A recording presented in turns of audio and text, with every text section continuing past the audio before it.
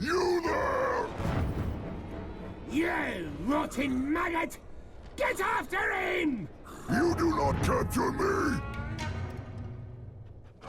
Welcome back to another Shadow of War video, guys. Today we're going to be talking about what tribe and what class or what specific skills you should stay away from in the very beginning of the game when you first unlock them. So, believe it or not, it may actually surprise you, but one of the things you want to stay away from is the Enraged by Everything skill and a Berserker. The reason for these two things is because Enraged by Everything and Berserker, they can actually become enraged where they attack your own units. Now, why is this important very on in the beginning of the game? Well, in the very beginning of the game, you're not going to have a lot of branded guys on your side, so having one of these guys go AWOL and absolutely kill your other 2 to 3 to 4 guys that you have branded is not something you want to do, and it can and will happen, because once they get enraged and once they become enraged, they actually get damage increase and they end up killing you guys pretty quickly. So you got to be on the watch if you're going to have one of these guys. My personal opinion, don't get a guy that's enraged by everything or a Berserker guy unless it is literally past the first fortress assault. That way you have a little bit of guys built up and you can kind of keep your eyes on them. The biggest thing in terms of tribes that you want to stay away from in the very beginning of the game is the Feral tribe. You're going to sit here and go, wait a minute, what? That's one of the tribes I want to go after,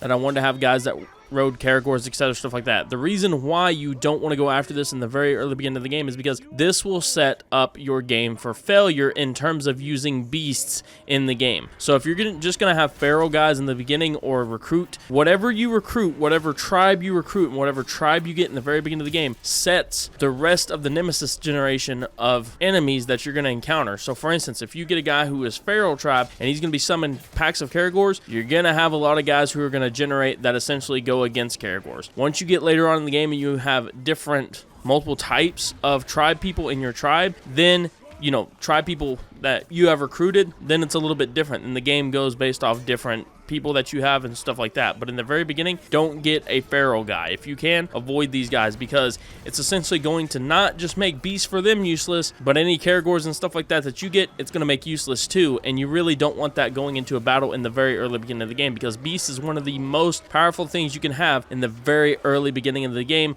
And essentially, just to ruin that, because you got a feral tribe guy who essentially, because he summons guys, the game's just going to go, oh no, I'm going to make this guy who's immune to beast attack, really kind of ruins the situation for you. It also kind of ruins the fun in terms of using beasts very early on in the beginning of the game. So these are two things you should stay away from very early on. Another thing is you should not just go for O-logs only, and there is a big reason why you should not do this. I made a whole video on it essentially, but to sum it down, don't go for O-logs because they get hung up on the walls on fortress assaults. So if you just have only O-logs or majority O-logs and then you do a fortress assault, they're going to get stuck up on the walls on the side, trying to bash in the walls, and they're not going to go in and kill people fast enough. Essentially, the guys inside are going to kill off your entire army, and then the O-logs are going to get through, and then it's going to be a worst case scenario because they don't have backup reinforcements to take out those guys inside. That's it. I hope you guys enjoyed the video. These are key main things you should be looking at avoiding when going into Shadow of War very first starting off. Once you get later on in the game, they're not really that big of an issue or a problem to deal with, but very early on, you should look at avoiding these things in the game. Hope you guys enjoyed the video, and hope you guys have an amazing and awesome day. See you guys next video.